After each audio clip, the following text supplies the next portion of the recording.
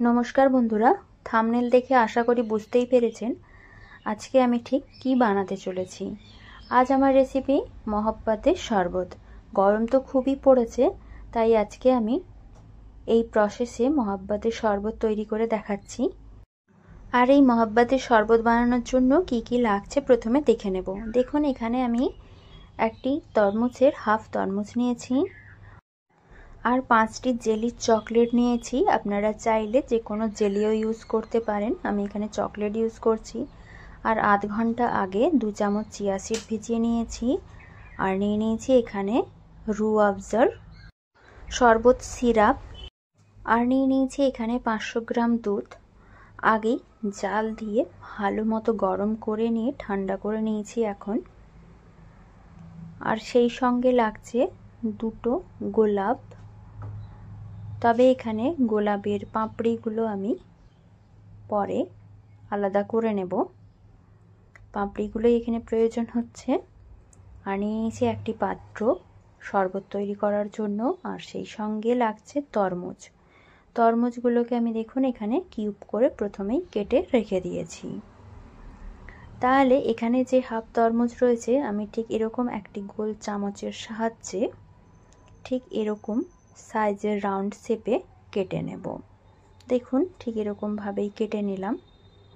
ঠিক একই রকম ভাবে বাকি পুরো তরমুজটা কেটে নেব। দেখুন ঠিক এরকম প্রসেসেই গোল গোল করে তরমুজটা কেটে নিচ্ছি। তাহলে এটি শুধুমাত্র দেখতে ভালো হবে সেই জন্যই দিচ্ছি। দেখুন তরমুজটা তো রাউন্ড শেপে কাটা হয়ে গেছে। আর এখানে রেডি করে নিয়েছি গোলাপের পাপড়িগুলো একটি প্লেটে। এবার শরবতটা বানিয়ে নেব। ওই পাত্রের ওপরে একটি ছাঁকনি নিয়ে নিলাম। ছাঁকনির সাহায্যে দুধটা ছেঁকে নেব। দুধের মধ্যে কোনো রকম সর বা লাম্পস যদি থাকে তাহলে শরবতটা খাওয়ার সময় মুখে পড়লে খুবই একটা বিশ্রী ব্যাপার হবে, সেই জন্য ছেঁকে নিলাম। দেখুন খুব ভালো মতো ছেঁকে নিয়েছি। এখন দুধের মধ্যে অ্যাড করে দেব 4 চামচ চিনি। চিনিটা অ্যাড করে দেওয়ার পরে একটি চামচের সাহায্যে এবার চিনিটা বেশ ভালো মতো এভাবে নাড়াচাড়া করে চিনিটাকে মেল্ট করে নেব। দেখুন এখনও সেভাবে মেল্ট হয়নি, আরও বেশ কিছুটা সময় নিয়ে চিনিটাকে ভালো মতো মেল্ট করে নিয়েছি। আর এই পর্যায়ে দেখুন একেবারে কোনো চিনির দানাই নেই, পুরোপুরি গুলে গেছে। এই পর্যায়ে আমি এখানে অ্যাড করে দেব কিউব করে রাখা তরমুজ। তরমুজটা দিয়ে দিলাম। তরমুজটা দেওয়ার পরে দেব রাউন্ড শেপে কেটে রাখা তরমুজটা দিয়ে সব কিছু ভালো মতো মিশিয়ে নেব। আর অ্যাড করে দেব এখানে চকলেট জেলিগুলো। আমি যে জেলি চকলেট নিয়েছিলাম সেটা ঠিক এভাবেই আমি কেটে নিয়েছি পাতলা পাতলা স্লাইস করে। আর সেই সঙ্গে অ্যাড করে দেব চিয়া সিড। চিয়া সিডটা এখানে অ্যাড করছি 4 চামচ। কারোর যদি চিয়া সিড পছন্দ না থাকে সেক্ষেত্রে সাবুকে সেদ্ধ করেও দিতে পারেন। আর দেখুন এখানে রুহ আফজা দেব 4 চামচ। প্রথমে 1 চামচ দিয়ে ভালো মতো গুলে নেব, তারপরে শেষের দিকে সমস্ত কিছু ইনগ্রেডিয়েন্টস মিশিয়ে নেওয়ার পরেই বাকি 3 চামচ দেব। আর দেখুন ওপর থেকে দিয়ে দিলাম গোলাপের পাপড়ি। গোলাপের পাপড়িটা অবশ্যই দেবেন। গোলাপের যে একটা ফ্লেভার থাকে তা এই শরবতের মধ্যে বেশ ভালো মতো তৈরি হবে। আর দিয়ে দিলাম কয়েক টুকরো বরফ। বরফটা দিলে বেশ ভালোই হবে, বেশ ঠান্ডা ঠান্ডা শরবত হবে।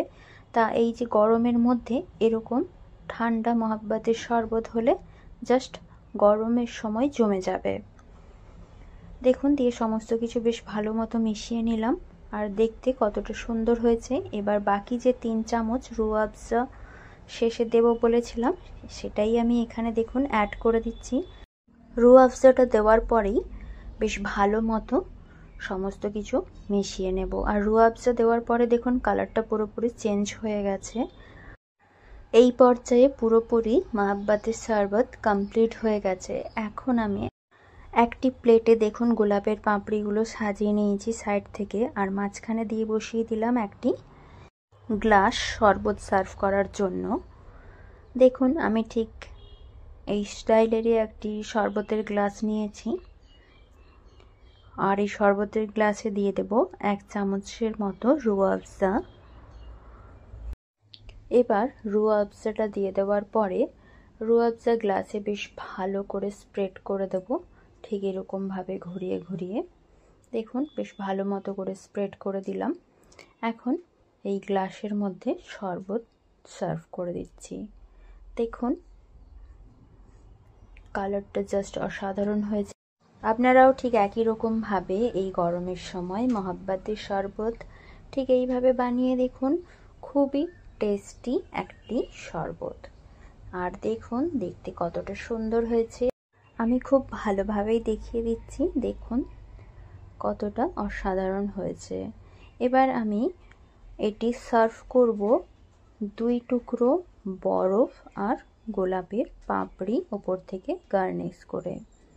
দেখুন এখানে দিয়ে দিলাম 2 টুকরো বরফ আর দেব ওপর থেকে একটি গোলাপের পাপড়ি, তাহলে দেখতেও জাস্ট অসাধারণ হবে। এভাবে সার্ভ করে দিতে পারেন। আজ এই পর্যন্ত, ফিরছি নতুন রেসিপি নিয়ে।